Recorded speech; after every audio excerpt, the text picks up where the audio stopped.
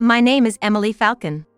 My husband, John, and I are both remarried, but I don't have any children of my own, while he does. Even though they're his kids from a previous marriage, to me, who's childless, they're as dear as my own. Our son, Kyle, now 30, is at the age to bring home a fiancé. I'm thinking of getting married. That's what his girlfriend, Madison, 26, said when she came to formally introduce herself. I wanted to get along with her, being my stepson's partner and all. But my husband and son shattered that hope. Nice to meet you. Madison greeted me, but to that, my son said, You don't need to greet someone like her. What? Why would you say that to your mom? She's not my mom. What do you mean? She's just my dad's second wife. They got married when I was little, but I've never thought of her as my mom. What a shock. I married his father when Kyle was little, and ever since, he followed me around, calling me mom, mom, never wanting to leave my side. During his teenage years, he lashed out at me, but I endured it all because I thought of him as my son. It's so creepy how she acts like my mom, even though we're not related. Not related. Yeah, that's right. We don't share any blood. You've been pretending to be my mom all this time. Do you know how much I hated that? I was stunned. How could I have imagined being told such things during a marriage introduction? Surely, my husband would scold him, I thought. But then, shockingly. Well, Kyle's right. She was just convenient at the time, someone to take care of the house. That's all she was. But now, Madison's here. No need to bother with her anymore. You were putting up with me? Yeah. Had to keep you happy or you wouldn't cook. You were just a free housekeeper who'd work as long as I kept you in a good mood. That's awful. Really? You had no idea, huh? What did you think you were to us? Not a parent, but acting like one. Well, now that we have a daughter-in-law, we won't be troubled if you're not around. What do you mean by that? Oh, John, did you know? I'm the daughter of a company CEO. You think I'll do housework like a maid?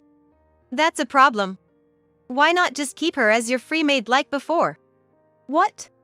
Is that so, Madison? You're the CEO's daughter? I had no idea.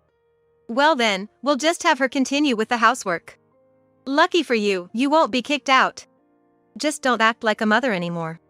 You're just a servant now. Oh, right. About the wedding guests, I heard you have a lot of relatives? Yeah. If it were a different time, our family would have been warriors. We've got a lot of relatives, over 100 for sure. I see. I was discussing with Kyle about cutting down my side's guest list. I don't want to make a big deal about being the CEO's daughter. So, we thought a simple wedding would be fine, but I heard you have politicians and such in your family. It sounds like it'll be grand even with fewer guests on my side. Politicians? Oh, right. It'll be quite the event. My father was impressed to hear about the politicians in your family. This wedding could be a big deal. Right. By the way, what will you do for work after getting married, Madison? I won't be working. You're not going to work? Well, working is for people who don't have money, right? Why should a CEO's daughter like me have to work? You're not thinking of making me work, are you? No, of course not. That's what I thought. We have a maid, so I can live just like before. A housewife isn't needed, right? I would have been careful around Emily, but she seems like a stranger anyway. I don't see any problems with that. Exactly. No need to worry about someone like her. But living in this house is a bit.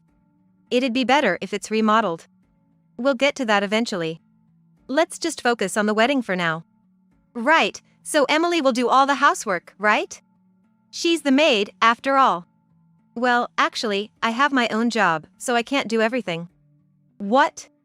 A stranger, who's not even a mother, living in the house and not doing all the housework.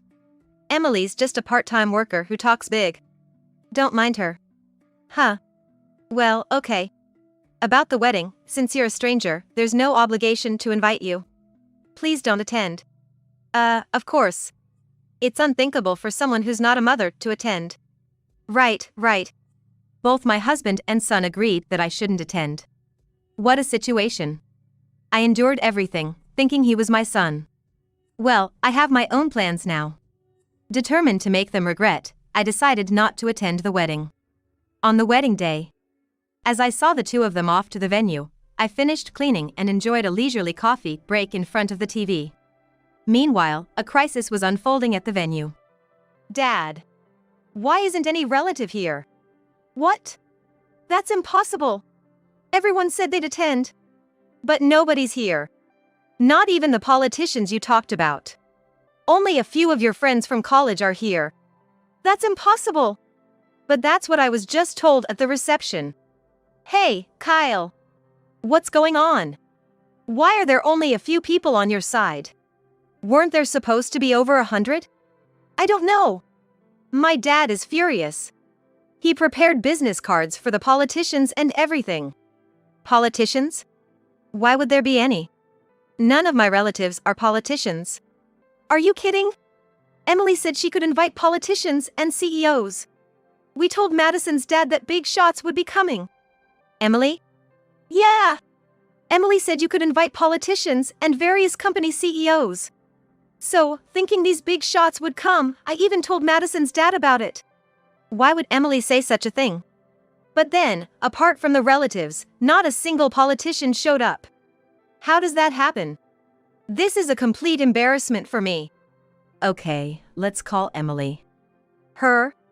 She's not even a parent. A dead tree still adds to the mountain's beauty. Better than nobody. But that's still not enough. Right. We prepared the best food thinking big shots would come. Adding one person won't make a difference. It's still a sad wedding in such a big venue.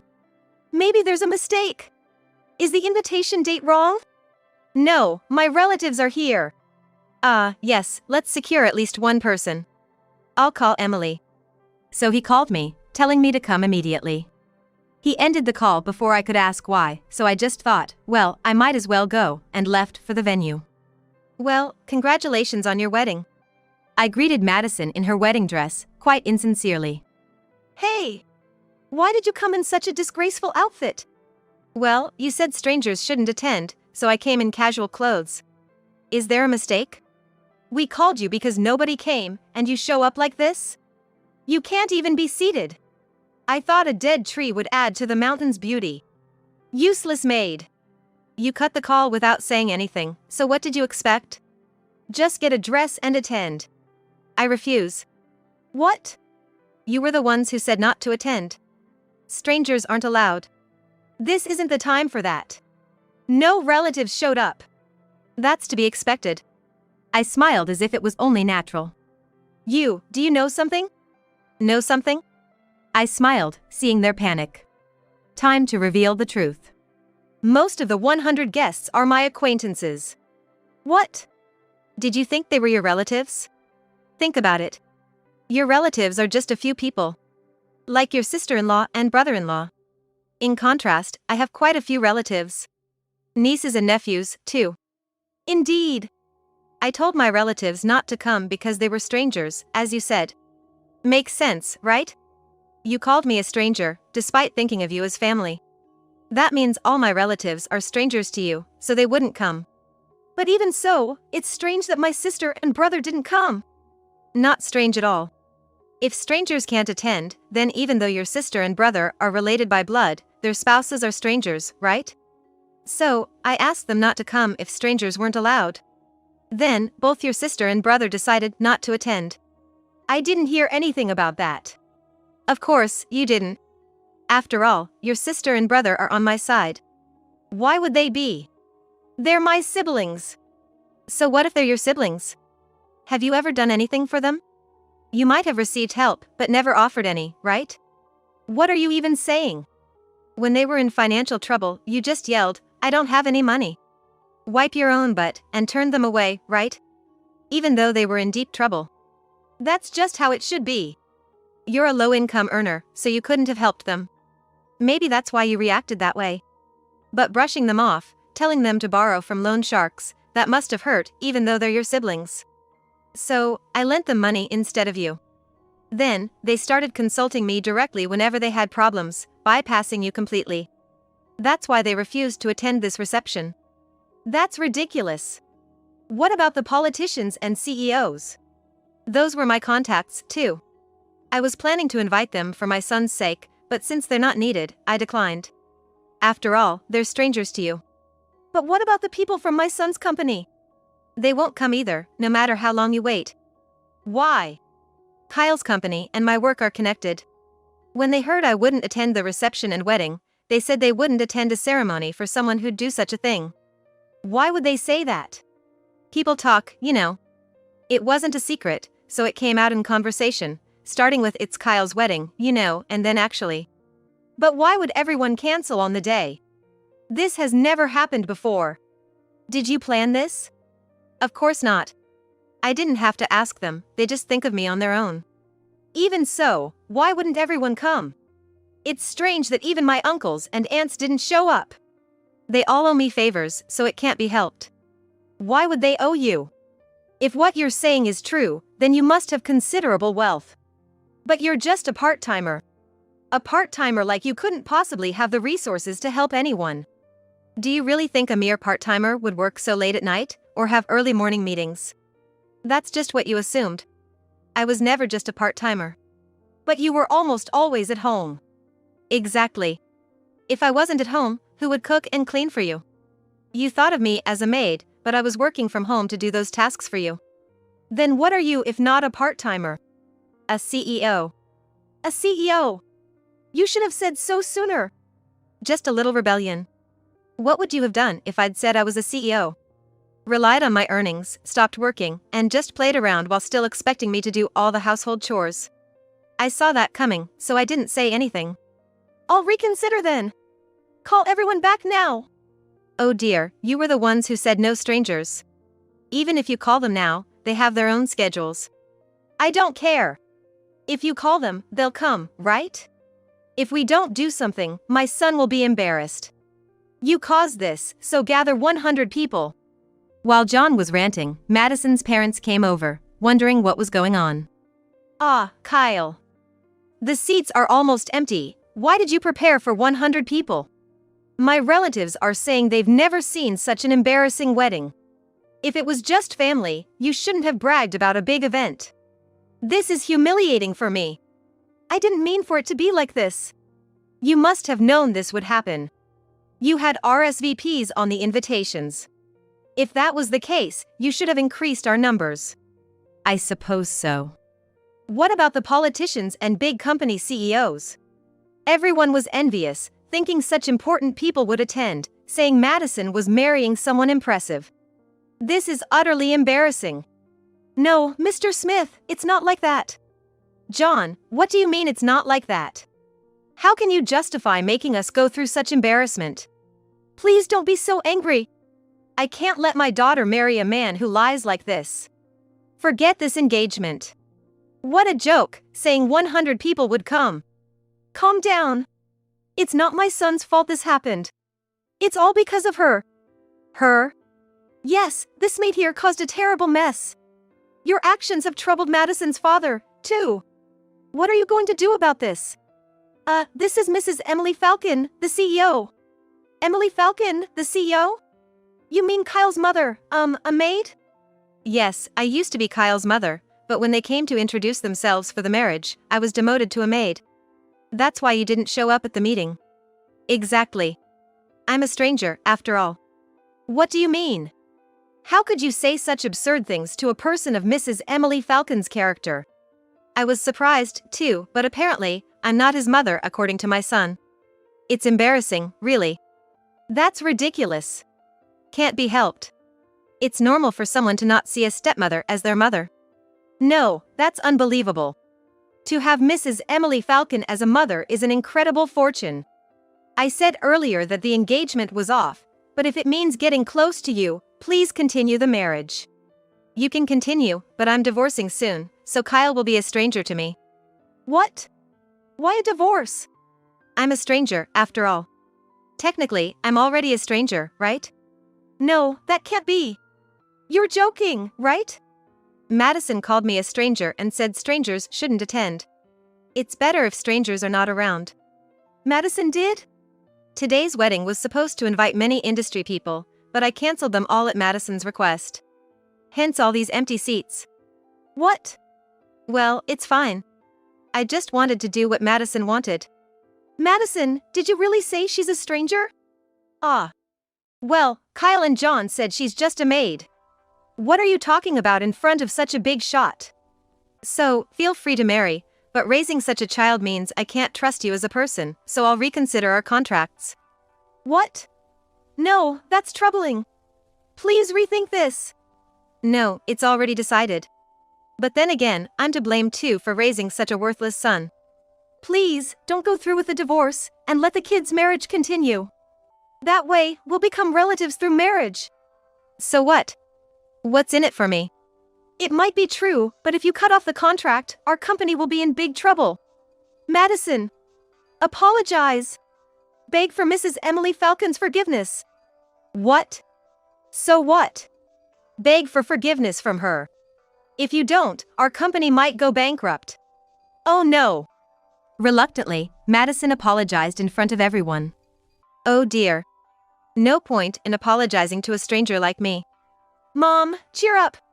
Madison is apologizing. Oh, you're a stranger too, aren't you? I'm not your mother. Don't say that. If this marriage worked out, I'd be the next CEO of a small company. What? Madison's dad is a big company CEO, isn't he? What have you been looking at? Did you just believe Madison without checking?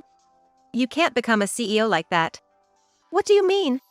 Madison's dad works under my company. He's a small business owner, a small-scale CEO. But Madison is a CEO's daughter. She is a CEO's daughter. Technically, she's right. She's the daughter of a CEO. They have a maid at home. What? We don't have a maid. But Madison said. She's just calling her own mother a maid. She's so spoiled. She won't even pour water into a cup herself. I thought getting married would make her more responsible. No way. I thought she was a rich girl. I planned to join her dad's company and eventually become the CEO. It's still a CEO position, no matter how small the company. But without my company's contract, bankruptcy is inevitable. Mrs. Emily Falcon, please help us. Don't terminate the contract. It would be too cruel. I refuse. If you have any complaints, say them to your past self who raised your daughter. The wedding was subsequently cancelled. When the exhausted couple returned home, I had already moved out. John called me in a panic. Where are you? Anywhere is fine. It doesn't matter to a stranger like me. Don't talk like that. I apologize for everything. It's fine. Just sign the divorce papers I left on the table and submit them. No, I didn't mean to divorce. Saying you were a stranger just slipped out. Do you know the saying, it's no use crying over spilt milk? No matter what you say now, it can't be undone. No, we can start over. I love you. It's too late and creepy. Your words won't move my heart. But our son's marriage is off. The topic changes so suddenly. It's your fault. Why is it my fault? Without being declared a stranger, we would have had a happy wedding and honeymoon by now. I haven't done anything wrong. I just told everyone the truth. If you hadn't spoken, it wouldn't have come to this. Blaming others again? How cowardly. You only changed your mind about the divorce when you found out I'm a big company CEO, right? Just regretting letting go. That's not true. But if you're a big CEO, a successor is needed, right? Yes. Let Kyle join the company and eventually become the CEO. Kyle is CEO? Are you okay in the head? If he becomes CEO, the company would be ruined in no time. What are you talking about? He'll do it perfectly. What about his current job? He's already resigned. What? Why? His mother is a big CEO. There's no need to work under someone for a small salary. After the broken engagement, it would be uncomfortable at the company. What? So he ran away? No. It's to help with his mother's work. That's best for him. Even though we're divorcing? The divorce isn't final yet. He's still your son. Well, I've already set the lawyers on it. The divorce is certain. He said something, but I didn't listen and hung up, blocking him. Later, there was a dispute over the wedding cancellation fee, but the blame was put on John and Kyle by the lawyers. Unable to afford a lawyer, Kyle and his ex-husband had no choice but to accept their situation. They were faced with hefty cancellation fees and alimony for breaking off an engagement. Having lost his job, Kyle felt defeated and seemingly dumped all responsibilities on his ex. He constantly blamed my ex, saying things like, "If I had married her, even with a small business, I could have been the boss. If I hadn't quit my job, life wouldn't be this hard. Isn't it all Dad's fault?" Ultimately, jobless and heartbroken, Kyle became a shut-in. Apparently, my ex is supporting him, but their life is quite tough. Now over 50, with his already modest salary further reduced, Kyle only realized this after recent events. He contacted me via his smartphone, asking how he had managed to live until now. Revealing that my income had been supporting us, he begged for help. In the end, I blocked Kyle's number, cutting off all contact. He tried to apply for welfare but couldn't, so he sold his house and used the money for living expenses. However, selling the house meant he had nowhere to live, forcing him to move into a shabby apartment with drafts. At 57, my ex is juggling a day job and a night shift. Meanwhile, I moved to a luxury condo near my office, enjoying a peaceful daily life and a fulfilling business, living happily.